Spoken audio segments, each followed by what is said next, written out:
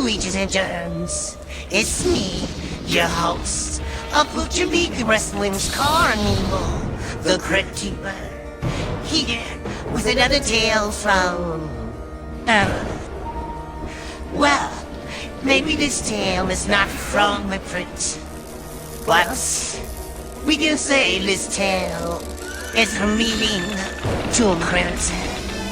A tale of two friends, or shall I say two brothers, now sworn enemies. Let's see how this all may end.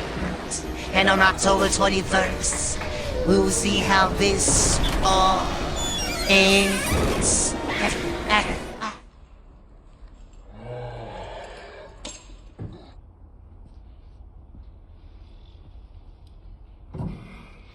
So, ladies and gentlemen, let me tell you a story about how me and Menace met for the first time. So, here I am telling the tale as old as time. Me and Mysticin.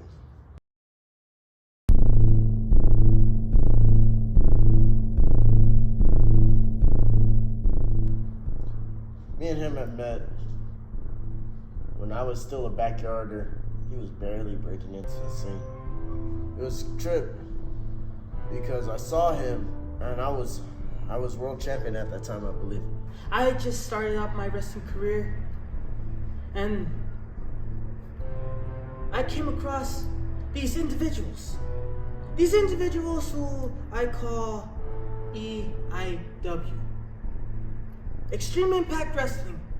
That's where I met most of my backyard friends, and guess who was one of them? Menace. I had saw him and I was just like, okay, like the new challenge begins. And as the challenge arose, I saw who he was. And he had fire just like me. He did. He did. Let me specify that. He did. And as the time went on, I never really got to face him that much back there. I have beaten everybody left and right. But when it came time, when we were this close to facing for our world championship, it never happened. I had to face some other guy, and I beat him. But who I really wanted to face was the man who I saw, who they call Menace. When we had our fights, we had our memories, and out of those fights and memories, he earned my respect. He definitely did. And then as time went on, it was just like, how can I keep up? And then eventually ended up in a brotherhood where it was like, it doesn't matter where we are, we're gonna stick together. But during that time, I just became a wrestler, a professional wrestler. I left during that time, but I kept up with him. Yes, I did. Because I remember every single time he has always even called me to see, hey, can you check my match? See how I did. I always said, you always did a phenomenal job, but I always told him this. When are you gonna stop being a pretender and start being the guy who I want you to be in that ring? And when the time came, I was already 5 years into the pro wrestling business. I already had one championship, one professional championship under my belt, while you were still in the backyard until we went onto Lucha Global. And the very first show, you proved all those people wrong. You came into that show like the man I always see you are, the hungry kid who wants it. Back then when I had first started, back in Lucha Global, yeah, he had congratulated me, he was proud of me. And I was proud of him because by then he was so many years into the business. I was very proud of him. He already had his title before, but he doesn't realize that that's what I wanted to be. I wanted to be a champion. I wanted to be something. I wanted to go out and do something with what I got, because they don't realize I really grew up with nothing. And I'm not gonna get into it. There's no reason to. You know, the past is the past, right? And once we came onto Lucha League, we became a part of a faction called Violento Club. And it was cool. At least it started off cool. Because over time, I saw that it just wasn't meant to be for me to be in here.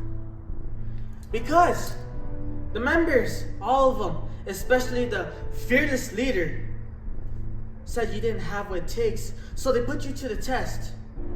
And who do you lose up against? You lose up against the guy who actually owned the backyard wrestling company.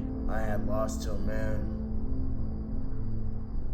that, yeah, I hold respect over, but you know, you gotta do what you gotta do. And then that night, I remember he had told me, I got you. You're still my brother. I'm not gonna look down upon you. I'm still gonna be here for you.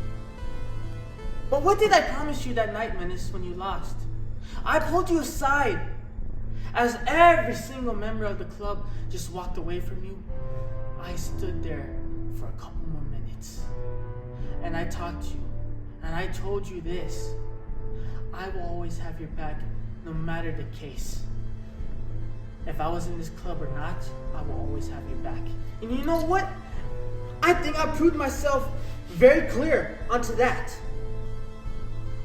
After I lost my rank in there, even afterwards, he told me, brother, we don't need to be in the same club. I still got your back, always. We're never gonna let each other down. And I had him. I told myself I'm always gonna have him. I would have done anything for him. But then, when the Nex Gen title came around, it was such a trip because I had just gone on for almost a year, if not a year plus, just getting beaten down, not wondering what am I gonna do, who am I gonna be, how am I gonna be? And then the chance arise for me to get this, and I told myself I'm not gonna let this pass me. I'm not. And then it happened. I had did it. I had gotten the Nex Gen title. I felt on top of the world. Nothing could stop me. And then the night when you won your first championship, and it was the Nex Gen.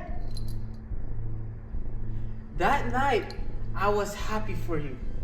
That night, I shed tears of joy knowing that you, who became the guy in the backyard who had a pretend backyard championship to now a professional championship.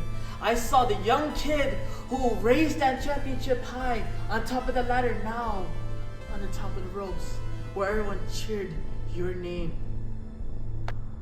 I was facing opponents left and right, out of town, in here, inside of Lucha League. And I felt alive.